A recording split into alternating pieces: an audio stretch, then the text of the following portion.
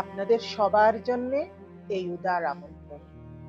ছবির মতো এই দেশে একবার বেরিয়ে যান। অবশ্য উল্লেখযোগ্য তেমন কোনো মনোহারী স্পট আমাদের নেই, কিন্তু তাতে কিছু আসে যায় না।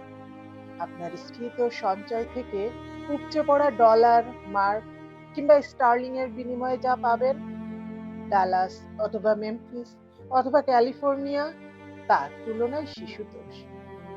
আসুন, ছবির মতো এই দেশে বেরিয়ে যান। রঙের এমন ব্যবহার, বিষয়ের এমন তীব্রতা আপনি কোনো শিল্পীর কাজে পাবেন না। বস্তুত শিল্প মানেই নকল, নয় কি?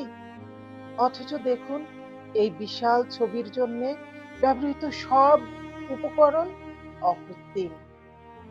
আপনাকে আরো খুলে বলি, এটা অর্থাৎ আমাদের এই দেশ, এবং আমি যার পর্যটন দপ্তরের অন্যতম প্রধান, আপনাদের খুলেই বলি, সম্পূর্ণ নতুন একটি ছবির মতো করে সম্প্রতি সাজানো হয়েছে।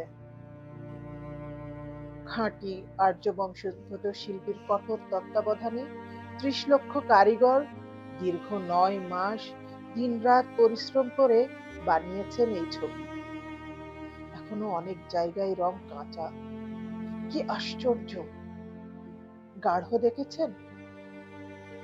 ভ্যান গগ, যিনি আকাশ থেকে নীল আর শস্য থেকে সোনালি তুলে এনে ব্যবহার করতেন, কখনো শপথ করে বলতে পারি এমন গাঢ়তা দেখেননি। আর দেখুন, এই যে নরমুন্ডের ক্রমাগত ব্যবহার, ওর ভেতরেও একটা গভীর সাজেশন আছে। আসলে ওটাই এই ছবির, অর্থাৎ এই ছবির মতো বেশি।